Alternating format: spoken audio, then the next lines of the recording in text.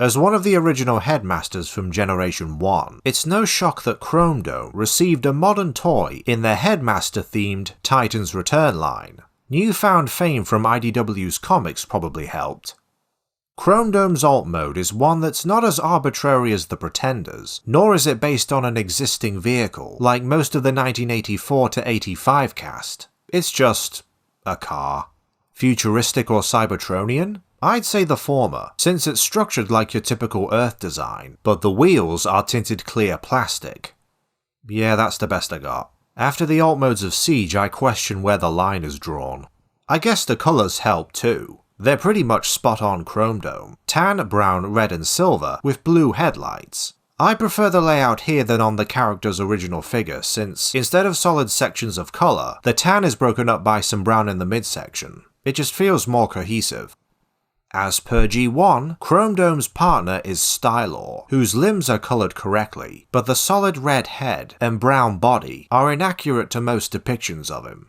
Legends Chromedome fixes this. The Retro Headmasters release, not quite. While the bots whose heads they form change, the actual minifigure sculpts were used for multiple Titan Master characters. For example, Stylor's mold was also used for Blur's, Brainstorm's, Breakaways, Nautica's, and RC's partners.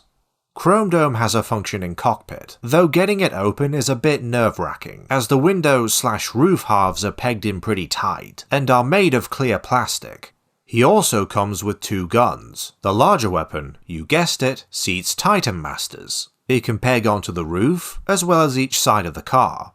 The guns can also combine multiple ways.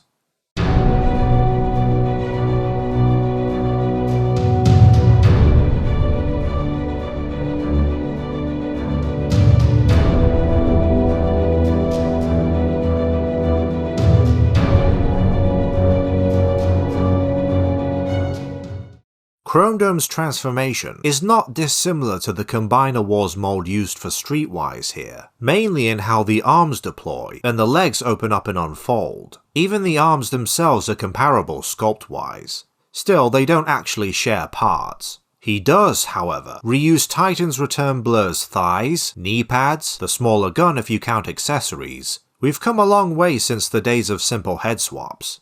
Speaking of, the head is based on Chromedome's IDW appearance, save for his visor that's coloured blue as per the American G1 cartoon. Meanwhile, the Legends and Retro versions sport an alternate noggin based on his look from the Headmaster's anime. The rest of him blends his classic and IDW designs, with a cheat. They sculpted and painted the chest to resemble the car front, since the actual car front is too large for that. Like his headmaster kin, Stylor's ball-jointed neck grants his partner his head articulation. Chromedome's shoulders are double-jointed. You have bicep swivels, his wrists curl, ball-jointed hips, thigh swivels, a 90-degree knee bend, and hinged toes if need be. His only hindered joint is the waist swivel, which would spin a full 360, except it collides with the backpack. It's minor in the grand scheme of things. There are no Titan Master 3mm pegs on this toy that I can make out, not that he's lacking in play value, as seen earlier. The modern toys of the original Headmasters were among the most slavish of all Generation 1 updates at the time. Chromedome with Stylor is a set that doesn't so much stand out as much as it's just really good at what it's going for. Solid, articulated, a nice blend of old school with more recent influences, and barring the lack of Titan Master pegs, it utilizes the line's play pattern pretty well at its size. I don't think he's up there with Trigger Happy, the Jump Starters, or Takara's Legends Blur, but he's still a strong purchase once you have all the top tier Titan's Return toys.